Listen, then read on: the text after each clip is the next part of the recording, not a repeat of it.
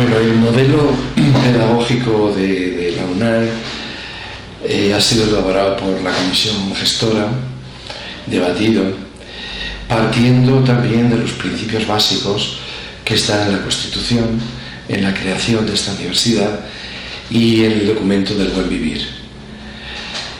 El modelo pedagógico es una síntesis de las iniciativas que a nosotros nos parecen más interesantes de diferentes universidades europeas, asiáticas, latinoamericanas, en la formación de docentes, y que supone un cambio muy radical con respecto a la forma clásica y convencional de formar docentes, porque todo el mundo es consciente en la actualidad de que la sociedad ha cambiado de manera sustancial, que vivimos en una sociedad de la información, que la información nos satura por todas partes, nos bombardea, pero que nos rodea también de incertidumbre por el cambio permanente, y que las nuevas generaciones tienen que aprender a vivir sin angustia y sin ningún tipo de ansiedad en el cambio, en la incertidumbre, y por tanto tienen que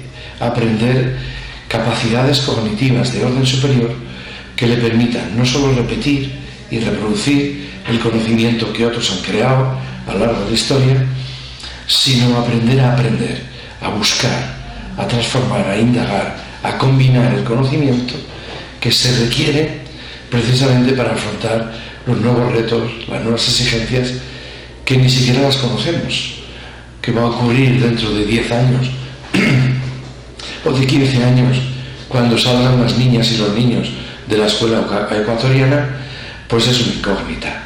Y lo importante es preparar en ellos las capacidades cognitivas, afectivas, que les permitan afrontar con éxito, con seguridad, sin ansiedad, esas situaciones novedosas, inciertas, cambiantes, globales, creativas, etcétera, etcétera. Es por tanto hacer hincapié en la formación en todos los ciudadanos de las capacidades de orden superior, que le permitan aprender a lo largo de toda la vida, creando, innovando, cuestionando, criticando, proponiendo alternativas, solucionando problemas prácticos, reales, etc. Bueno, en las conversaciones y en el trabajo que hemos tenido durante estos días aquí con los docentes, yo me he llevado una gratísima impresión por el grado de compromiso, de interés, de ilusión que he visto en ellos y el grado de preparación. Es evidente que es un modelo muy nuevo, porque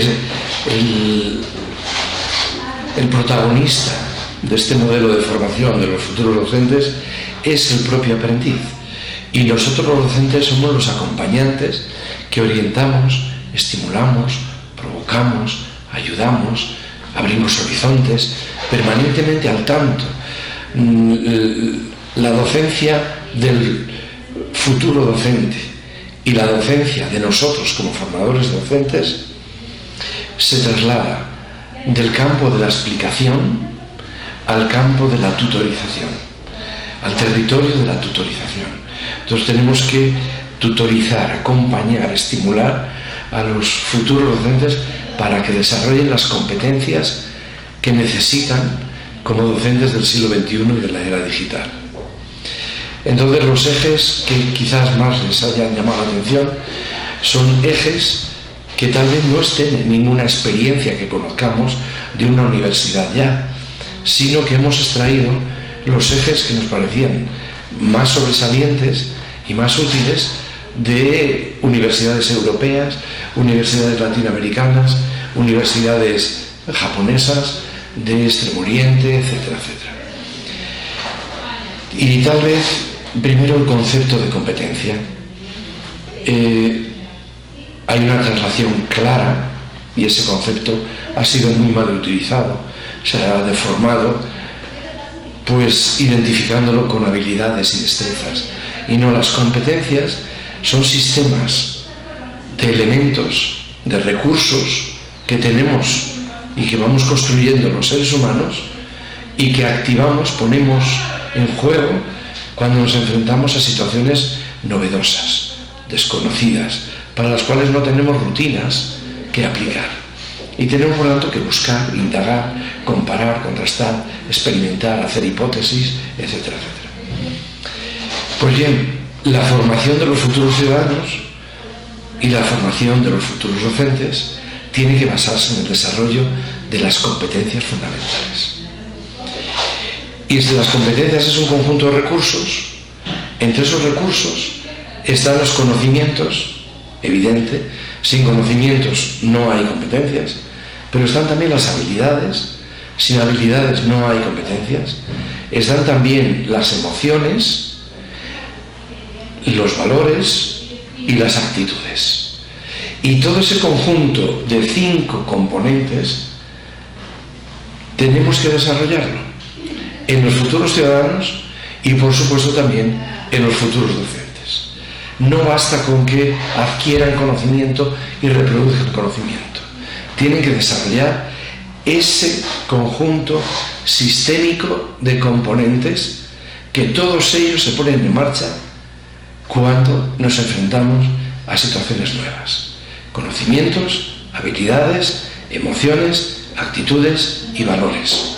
Y todos ellos hay que trabajarlo en la escuela y también en la universidad. No se puede trabajar uno de ellos como hasta ahora, los conocimientos, ni sustituir los conocimientos por las habilidades. No, todos son necesarios.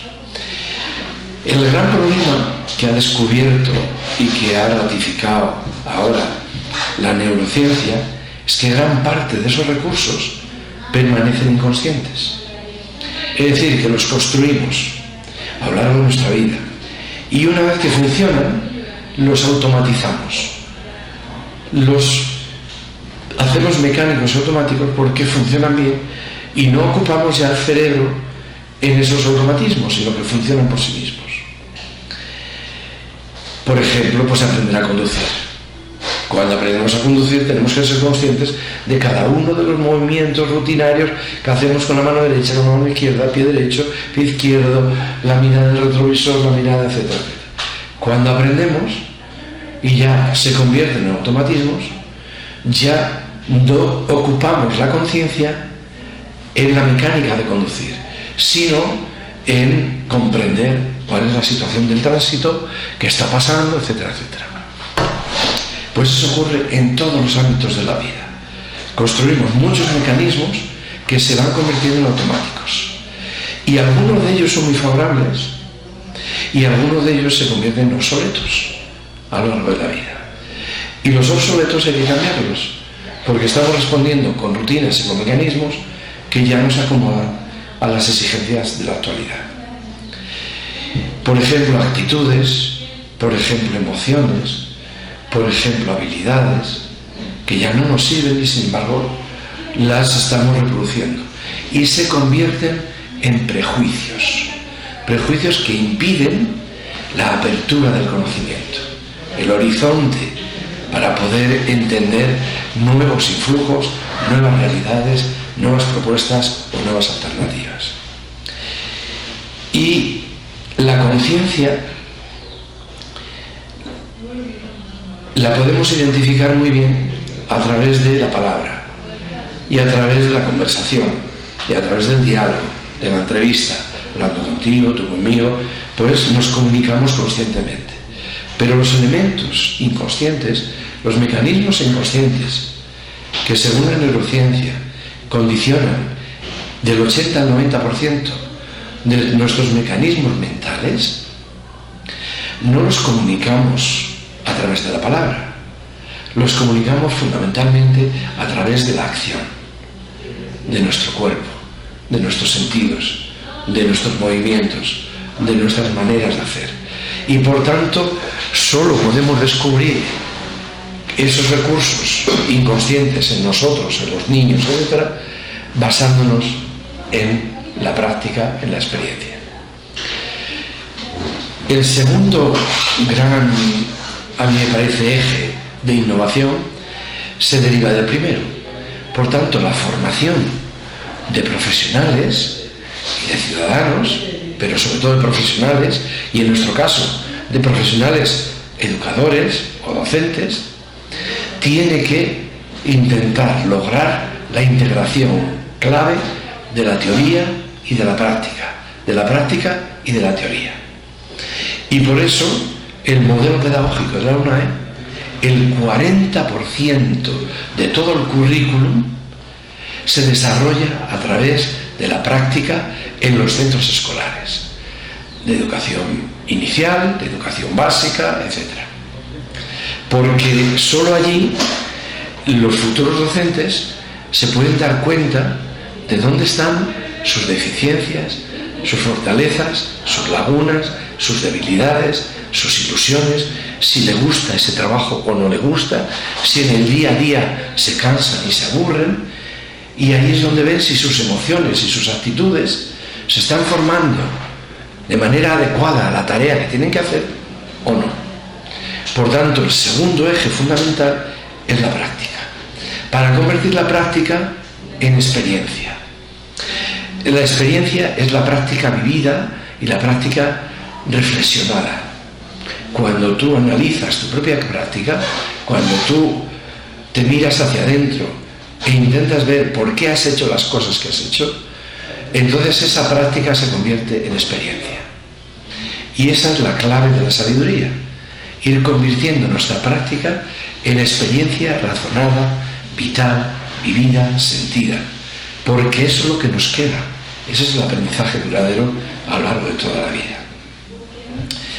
El tercer eje es la cooperación.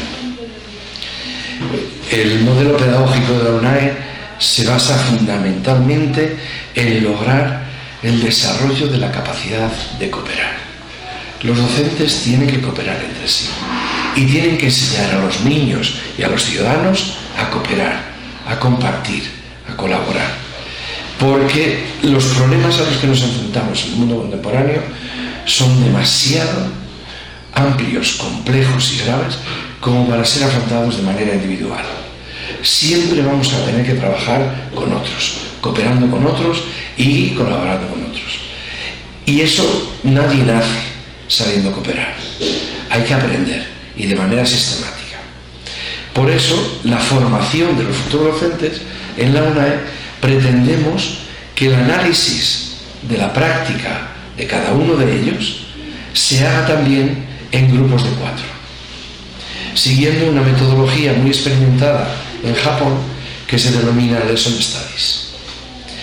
Esa quiere decir que los docentes de un área de conocimiento o de una disciplina o de un ámbito más general se unen para elegir una unidad didáctica, documentarse, prepararse sobre ella, diseñarla, planificarla, ponerla en práctica, desarrollarla, observarla, ver qué ha pasado con esa unidad didáctica, ha implicado a los niños o las niñas o los ha ocurrido, ha provocado un aprendizaje relevante o no, y después de haberla observado, debatir sobre ella, cuestionarla, reformularla otra vez, así en un ciclo que se denomina de investigación-acción cooperativa. Y así como los docentes aprenden unos de otros, los demás devuelven la imagen que tú das como docente, ayudándote a comprender las debilidades y fortalezas que tú tienes y aportándote múltiples alternativas que tú a lo mejor ni te habías dado cuenta. Y entre 4 se ve mucho mejor, se añade mucho mejor, se propone mucho mejor, se amplían campos, etcétera, etcétera. El siguiente componente del modelo pedagógico de la UNAE es el aprendizaje y servicio. Es decir, los futuros docentes tienen que aprender a ser buenos docentes, haciendo el servicio de la docencia allí donde más se necesita, con alumnas y alumnos desfavorecidos, contextos sociales desfavorecidos que necesitan más ayuda, porque así se forman. Primero aprenden a ayudar pedagógicamente hablando a los que más lo necesitan, pero también a desarrollar las actitudes de compromiso social, compromiso ético y compromiso profesional precisamente con los que más lo necesitan y donde más difícil es. Por tanto, este eje de teoría-práctica se desarrolla en el modelo UNAE vinculado fundamentalmente a los contextos escolares y a las personas que más lo necesitan, que por lo que fuere no pueden, no quieren o no saben aprender lo que la escuela les propone y que necesitan más ayuda. Y el último eje de este modelo pedagógico es la evaluación. La evaluación formativa. Es decir, concebir la evaluación como un momento privilegiado de aprendizaje. La evaluación es el diagnóstico que hacemos de los niños y de las niñas, de sus debilidades, de sus fortalezas, de lo que están haciendo bien, regular, de en qué se han implicado, dónde están sus lagunas, dónde se estancan, dónde sin embargo se potencian y tal, para ayudarles a mejorar. Por tanto, la evaluación debe ser un diagnóstico completo y puesto al servicio de los aprendices, devolviendo permanentemente a los aprendices lo que nosotros vamos observando, devolviéndoles lo que hemos descubierto para que ellos se conozcan mejor a sí mismos y puedan modificarse y puedan mejorarse. Y claro, la evaluación formativa es la clave del proceso. Se ha equivocado en la escuela convencional con la calificación, y en la escuela convencional calificamos mucho. Y calificar es siempre una derivación, una reducción perversa, insuficiente de la evaluación. La evaluación es un informe completo, cercano, que pueda comprender el aprendiz para que él mejore su desarrollo, el proyecto vital que está desarrollando. Cuando ese diagnóstico completo lo convertimos en una nota, o en un número, o en un calificativo, pues ya no decimos nada, hemos perdido toda la información. Por tanto, la calificación nunca puede sustituir a la evaluación. Y nosotros ahora estamos formando, aquí en esta universidad, profesores de inicial y profesores de básica. En esa época, los docentes tienen que hacer muy poca calificación y mucha evaluación, porque la evaluación tiene que ir orientada a que poco a poco el alumno vaya construyendo sus capacidades de autoevaluarse, conocerse a sí mismo, comprenderse, quererse y autorregularse. Y eso es la autoevaluación. La nota no le ayuda ni a conocerse, ni a quererse, ni a autorregularse, pero un informe cercano, en un contexto de cariño, de apertura, de atención, de cuidado, intentando ver siempre las posibilidades positivas que hay en todo niño y en toda niña, le ayuda mucho al niño a reconstruirse.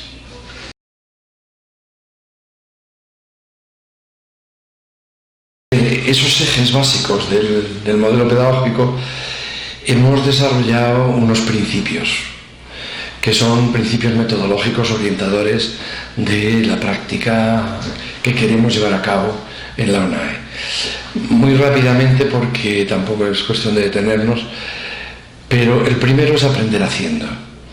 Es decir, todo lo que se vaya a hacer en la universidad, como todo el aprendizaje que merece la pena, parte de la acción, de la práctica, de la experiencia, como antes decíamos.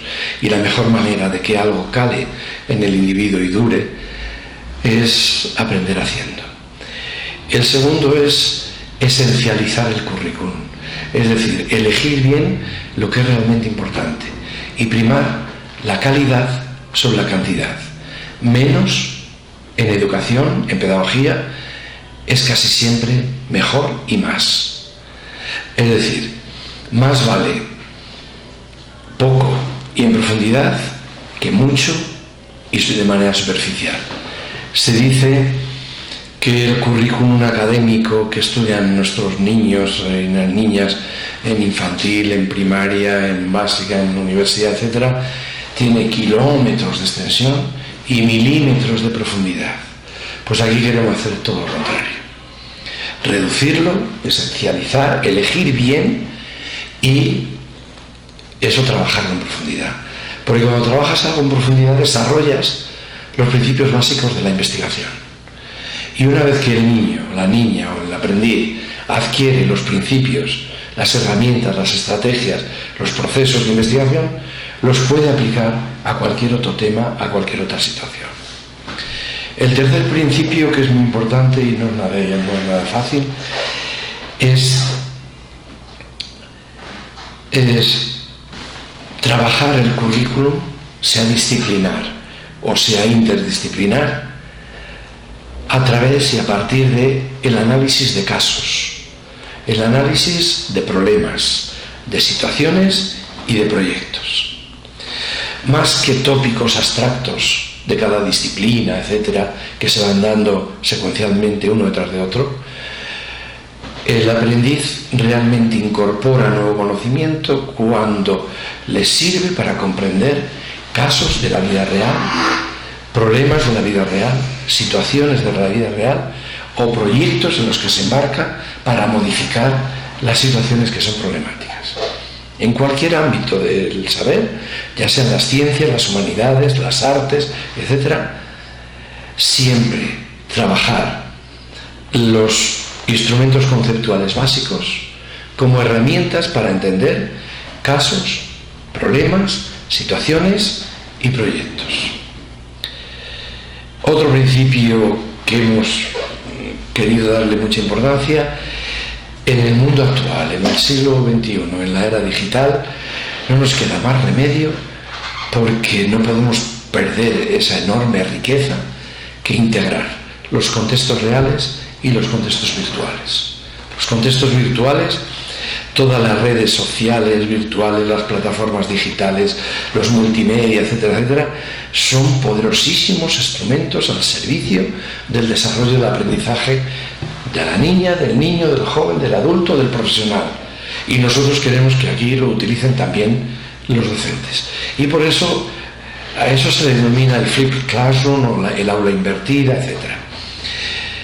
Quiere decir que utilicemos las herramientas virtuales para lo que hacen mejor, que es transmitir elegantemente, de manera completa y de manera técnicamente correcta, artística, etcétera, la información. Y además lo hacen sin cansarse nunca. El alumno puede repetir todas las veces que quiera el vídeo, allí donde no lo ha entendido o donde se ha parado, para volverlo a comprender. Y no nos puede pedir a los profesores continuamente que estemos repitiendo lo mismo. Por tanto, todo lo que podamos transmitir a través de los medios, de las plataformas digitales, de los medios audiovisuales, etcétera, etcétera, mucho mejor. Y así ahora el espacio, el contexto presencial de relación entre profesor y alumnos entre sí, dedicarlo a lo verdaderamente más novedoso y más creativo. Es decir, a resolver dudas, a resolver problemas, a debatir, a discutir, a plantear alternativas, a buscar horizontes, a diseñar proyectos, a desarrollar proyectos y a realizarlos. Y por eso es imprescindible que aquí también, en la Universidad Nacional de Educación, utilicemos el aula invertida y seamos capaces de explotar al máximo las enormes posibilidades que nos ofrecen los medios digitales que hoy están a nuestra disposición. Otro principio que no me voy a detener porque ya lo hemos visto o hemos aludido a él, es primar la cooperación y fomentar un clima de confianza. En la UNAE queremos crear una comunidad de aprendizaje donde todos estamos aprendiendo y donde el error no es una ocasión de ridiculizar a nadie y de reírse de nadie. El error es una ocasión de aprendizaje. Por tanto, un clima de cooperación, de ternura, de confianza, de cariño, donde todo el mundo puede aprender. Porque además estamos a aprender no solo a conocer, entender mejor un mundo objetivo, sino conocernos a nosotros mismos. y construirnos a nosotros mismos como docentes. Y ponemos en juego partes, componentes delicados, íntimos de la personalidad. Y eso se desarrolla en un clima de confianza. En un clima de hostilidad, todos nos cerramos como el erizo o como la ostra y ahí no entra nadie. Y por tanto ahí no hay posibilidad de aprender. Otro principio básico es fomentar la metacognición, precisamente para permitir que los alumnos, los aprendices, se conozcan a sí mismos, sepan volver sobre sí mismos, reflexionar sobre sí mismos y entender lo que está ocurriendo en ellos, ver lo que les pasa cuando viven lo que pasa alrededor y así entenderse en los componentes más delicados, más profundos y más decisivos de su personalidad, como personas y como docentes.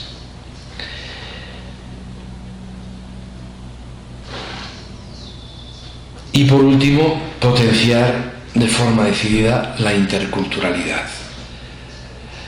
Comprender que la diversidad es una riqueza humana, igual que es una diversidad ecológica, y por tanto no solo es que tengamos que tolerar la diversidad, es que hay que celebrar la diversidad. Y luego respetar la discrepancia. Aquella diversidad que no entendemos, que nos parece que es negativa por algo, etc., porque son planteamientos totalmente contrarios a los nuestros, ser capaz de tratar la discrepancia de manera dialogada, democrática, abierta y constructiva. Bueno, esos son los principios que queremos poner en marcha y que deben de regir todas y cada una de las disciplinas que están en la malla curricular, que pretenden unir la teoría y la práctica. Y todo ello confluye en una finalidad, y es lograr la enseñanza personalizada. Aquí tenemos que ayudar a cada uno a comprenderse a sí mismo, a desarrollar su propio proyecto vital y su propio proyecto profesional. Y eso significa clarísimamente la tutoría personalizada.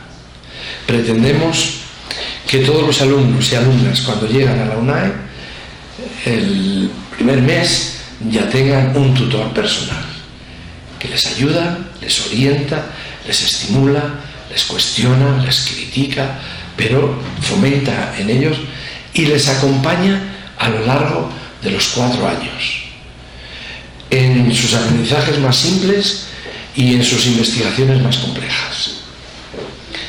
Nunca un alumno de la UNAE va a sentirse solo. Tiene todos sus profesores que le ayudan, pero además tiene un ángel de la guarda, que es un tutor personal, al cual puede acudir cuando tenga necesidad, cuando se encuentre atascado, en penumbra, que no sepa por dónde ir, puede acudir porque le ayudará a elegir dentro del currículum aquellos aspectos que mejor le vayan en la teoría o en la práctica.